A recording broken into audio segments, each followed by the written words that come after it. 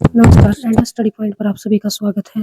तो जैसा कि हम पिछली क्लासेस में कर रहे थे, मौर्य वंश के बारे में हम जो मौर्य साम्राज्य था उसके बारे में पढ़ रहे थे, लेकिन कुछ टेक्निकल इश्यू के कारण हमारी क्लास बीच में छूट गई थी, तो उसी का सेकंड पार्ट आज हम करने जा रहे हैं। तो हमने जो सम्राट अशोक के बारे में हम पढ़ रहे थे, तो सम्राट अशोक थे वो 269 से 232 ईसा पूर्व तक इनका शासनकाल रहा था और ये बिंदुसार के पुत्र थे और मौर्य साम्राज्य के महानतम शासक थे सम्राट अशोक। और एक जनश्रुति के अनुसार इन्होंने अपने 99 भाइयों की हत्या करके राजगद्दी प्राप्त की थी। और अभिलेखों में अशोक को देवा नाम प्रियम और देवा नाम प्रियदर्शी नाम से भी जाना जाता है। और इनके बारे में हमने पिछली क्लास में भी पढ़ा था, तो इससे आगे आज हम करेंगे। जब अशोक कलिंग युद्ध के बारे में हम पढ़ रहे थे, उससे आगे आज हम कंटिन्यू करेंगे। तो जो कलिंग युद्ध था वो 261 ईसा पूर्व में हुआ था और इसकी जानकारी हमें जो अशोक के अभिलेख थे वो 13वें अभिलेख में हमें उसके बारे में पता चलता है कि 261 ईसा पूर्व में कलिंग विजय हुई थी। जो कलिंग था उसका शासक नंदराज था और जो कलिंग जो देश था उस समय पर हाथियों के लिए बहुत ही फेमस था। हाथियों वहाँ के हाथी बहुत ही प्रसिद्ध थे, तो उसके लिए सम्राट अशोक ने कलिंग जो अभियान था वो चलाया था और कलिंग युद्ध में बहुत ज्यादा मात्रा में नरसंहार हुआ था। तो इस वजह से फिर कलिंग युद्ध के पश्चात सम्राट अशोक ने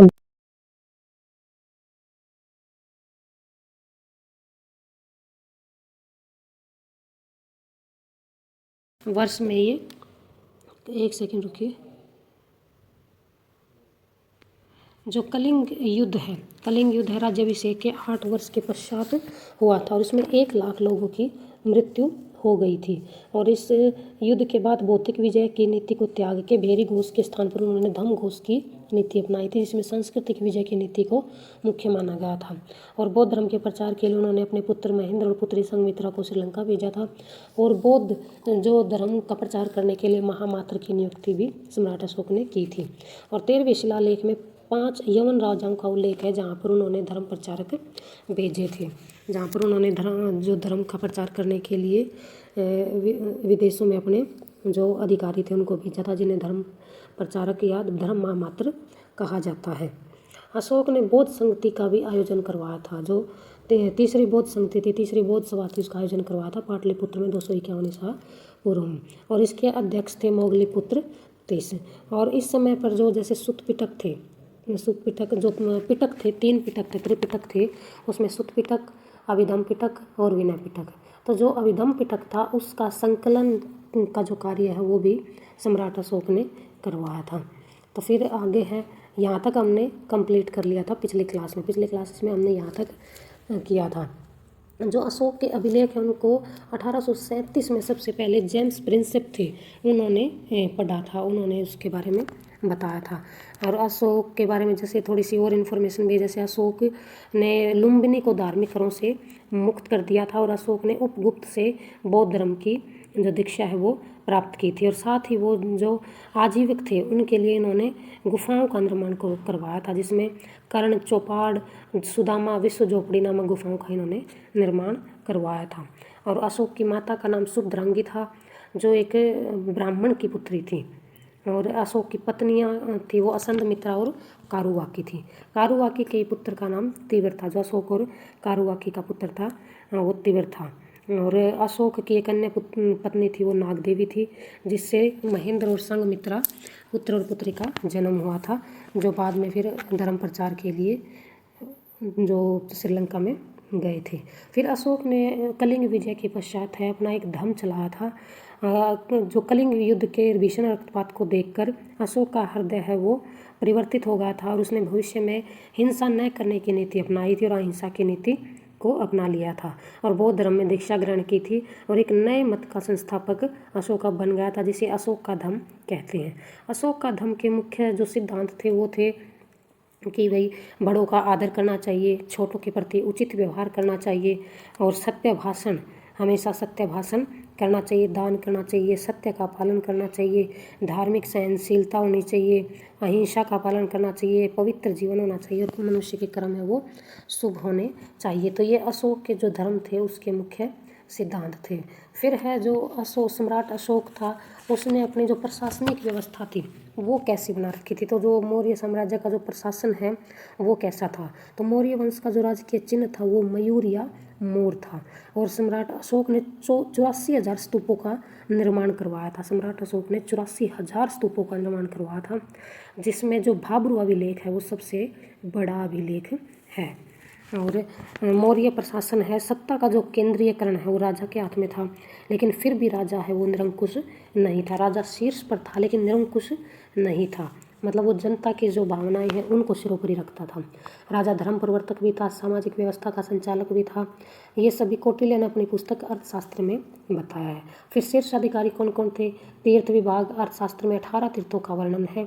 नगद वेतन दिया जाता था इन्हें, और इन शीर्ष अधिकारियों में मंत्री, पुरोहित, सेनापति और युवराज आदि आते थे। युवराज जो राजा का बड़ा पुत्र होता था उसे युवराज कहते थे, और वही जो इन फ्यूचर फिर सम्राट बनता था। अगला है संदेशवाहक। संदेशवाहक एक स्थान से दूसरे स्थान पर घूमते रहते थे, और ये एक स्थान से दूसरे स्थान पर जो संदेश लेकर जाते थे, ये संदेशवाहक होते थे। एक स्थान से दूसरे स्थान पर घूमते थे। ये मुख्य अधिकारी होते थे। मुख्य अधिकारी में सन्निधाता होता था जिसे कोषाध्यक्ष कहा जाते थे। समाहर्ता ये कर संग्राहक होता था, जो टैक्स वगैरह है वो इकट्ठे करता था। साम्राज्य 5 बड़े प्रांतों में विभाजित था, जिसमें अवंती, प्राची, कलिंग, दक्षिणापथ और उत्तरापथ थे। और ये कौटिल्य द्वारा सप्तांग सिद्धांत भी दिया गया था, मतलब प्रशासन को नियंत्रित करने के लिए 7 तत्व है। सबसे पहले है राजा। राजा जो पूरे राज्य का, पूरे देश का स्वामी होता था। फिर सचिव होता था जिसे अमात्य कहते थे। क्षेत्र जिसे जनपद कहते थे। 4 नंबर पर किला होता था जिसे दुर्ग कहते थे। और खजाना, खजाना जिसे कोष कहते थे। सेना, सेना कहते थे। और मित्र, मित्र होता था। तो ये सप्तांग सिद्धांत दिया था कौटिल्य के द्वारा। फिर कौटिल्य के 4 स्रोत, कौटिल्य ने के अनुसार विधि के 4 स्रोत हैं: धर्म, व्यवहार, चरित्र और राजाज्ञा।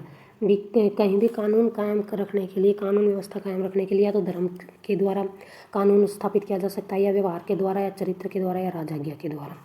फिर समष्टाध्यक्ष किसके लिए होता था? बाजार के लिए। नवाध्यक्ष जहाज़ों का हिसाब रखने के लिए। शुल्काध्यक्ष सीमा शुल्क के लिए। धम महामात्य धर्म के पालन की जांच के लिए। और अश्वाध्यक्ष होते थे घुड़सवार या सेना के अधिकारी होते थे। तो ये कुछ अध्यक्ष होते थे अलग अलग जगह पर। जो प्रांतीय जो न्याय व्यवस्था थी, न्याय व्यवस्था के अंदर फौजदार होता था, वो प्रदेष्टा या कंटक शोधन, दीवानी व्यवहारिक या धर्मस्थानीय, जिला न्यायालय रजूक, गोप हिसाब का लेखाकार होता था। अक्षपटलाध्यक्ष ये महालेखाकार होता था। और नगरक शहर प्रशासन के लिए नियुक्त किया जाता। और सीताध्यक्ष होता था कृषि का अध्यक्ष। सीताध्यक्ष होता था जो जमीन, जो कृषि की भूमि थी उससे जो हमें कर मिलता था, टैक्स मिलता था, उसे हम बोलते थे सीताध्यक्ष। प्रांतीय प्रशासन, प्रांत सबसे बड़ा होता था। फिर प्रांतों के अंदर मंडल थे, मंडलों के अंदर जिला था, और जिले के अंदर ग्राम थे। और ग्राम था वो सबसे छोटी इकाई होती थी, ग्राम होती थी। और सबसे बड़ी इकाई होती थी वो प्रांत होती थी। और जिले का जो अधिकारी होता था उसे प्रादेशिक रज्जुक या युक्तक कहा जाता था। और सबसे छोटी इकाई होती थी, उसका प्रधान होता था ग्रामिक या ग्रामिका। और ग्राम सबसे छोटी इकाई होती थी। तो ये इसके जो न्याय व्यवस्था और न्यायालय या प्रांतीय प्रशासन के बारे में बताया गया है। अगला है फिर मौर्य साम्राज्य अनेक छोटे प्रांतों में विभक्त था। प्रत्येक प्रांत एक एक कुमार या आर्यपुत्र के अधीन था।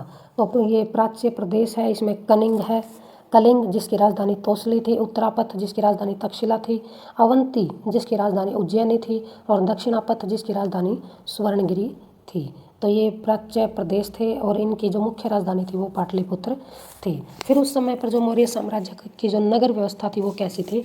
तो जो प्रसिद्ध यूनानी जो राजदूत था मैग्स्थनीज, उसने अपनी पुस्तक इंडिका में इस बात का वर्णन किया है कि मैग्स्थनीज के अनुसार पाटलिपुत्र के प्रशासन का वर्णन है।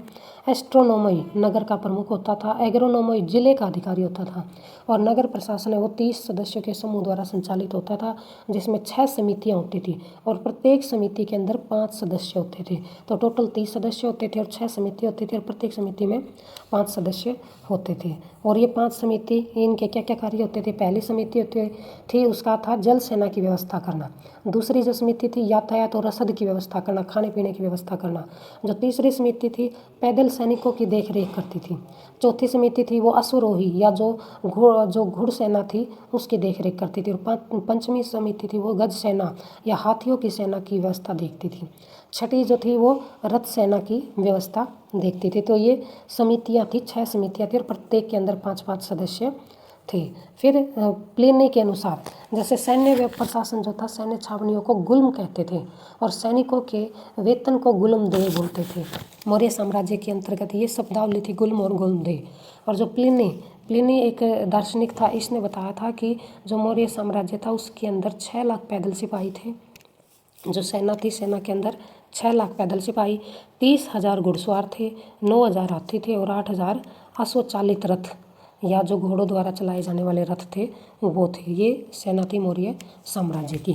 तो मौर्यकालीन ये सैन्य प्रशासन था कि इसकी 6 समितियाँ थी। 6 समितियों के अंतर्गत 5-5 सदस्य थे और सैन्य प्रशासन में छावनियों को गुल्म कहते थे और गुल्म के वेतन को गुल्मदेह कहते थे। और ये इसकी टोटल जो सेना थी वो बता रखी है कि 6 लाख पैदल सिपाही, 30,000 घुड़सवार, 9,000 हाथी, 8,000 अश्वचालित या अन्य स्रोत थे। फिर मौर्यकालीन जो आर्थिक स्थिति थी वो कैसी थी, अर्थव्यवस्था कैसी थी, ये उसके बारे में बताया गया है।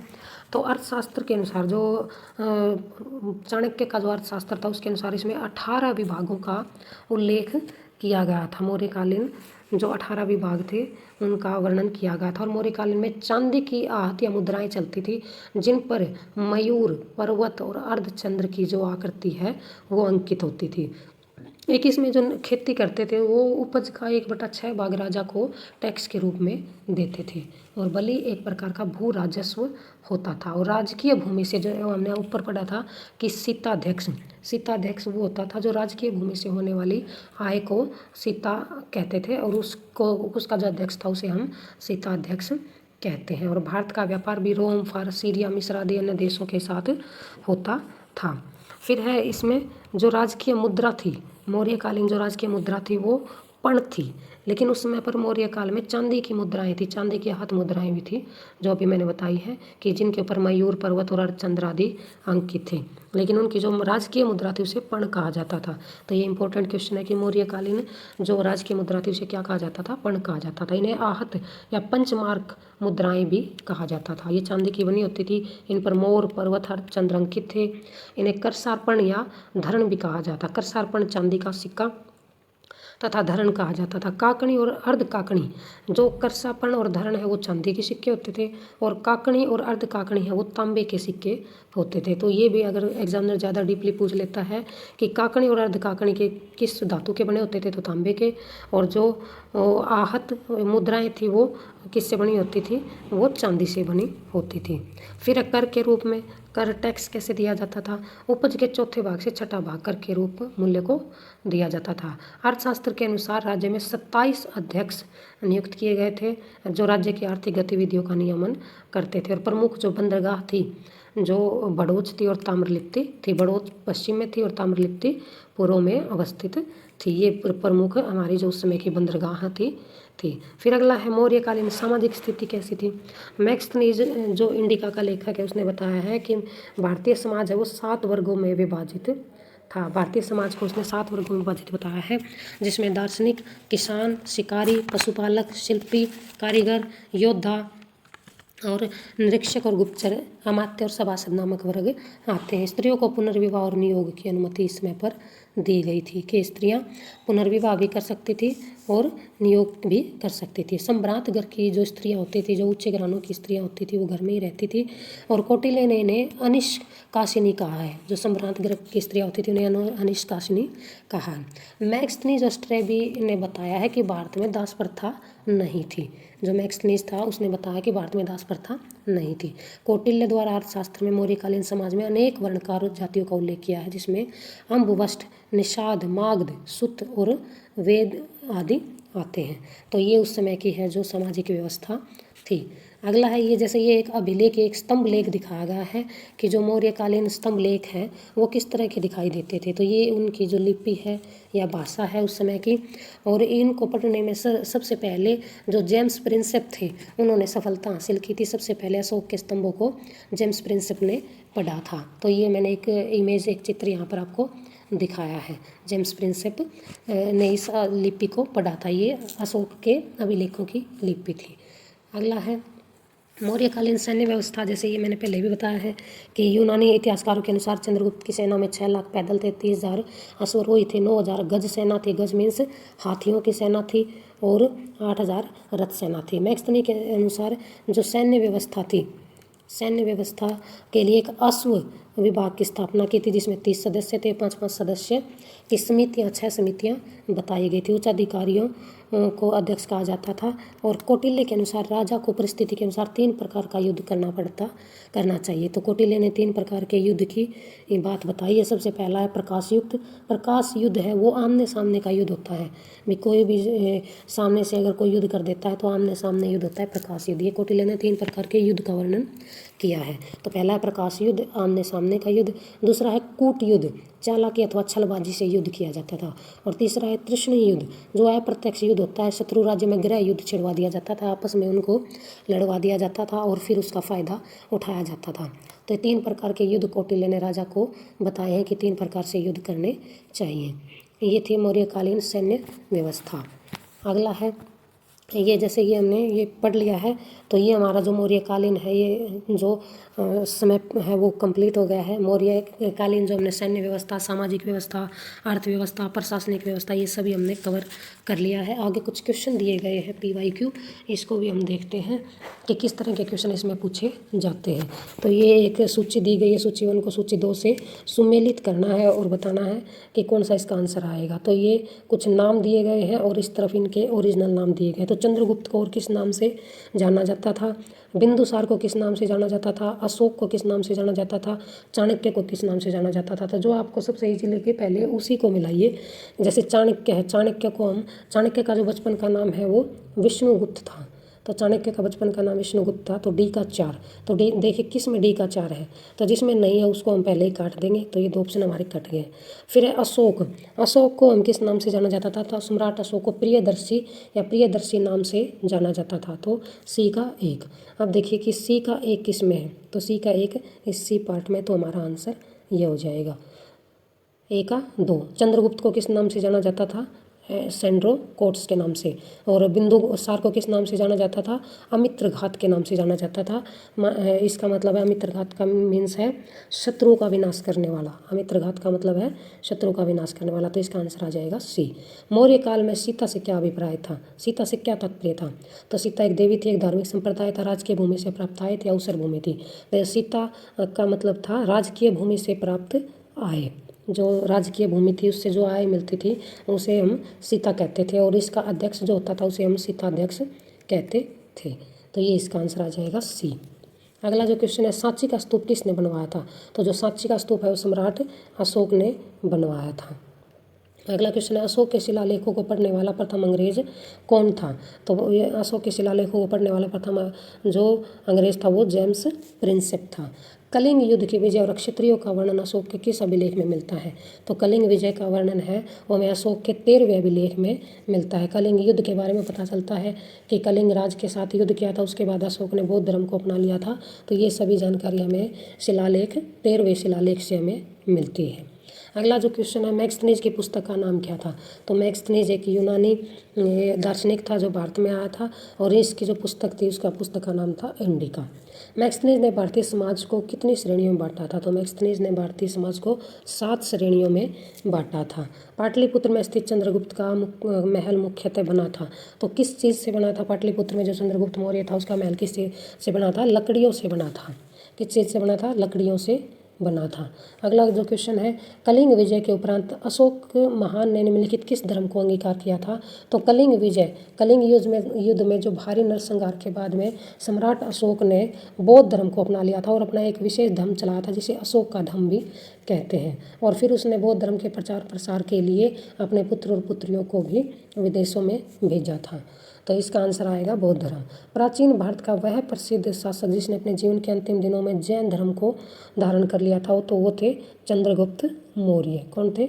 चंद्रगुप्त मौर्य, जिन्होंने लास्ट में फिर कर्नाटक में श्रवणबेलगोला में जाकर संलेखना पद्धति से अपने प्राण त्याग दिए थे भूखे प्यासे रहकर।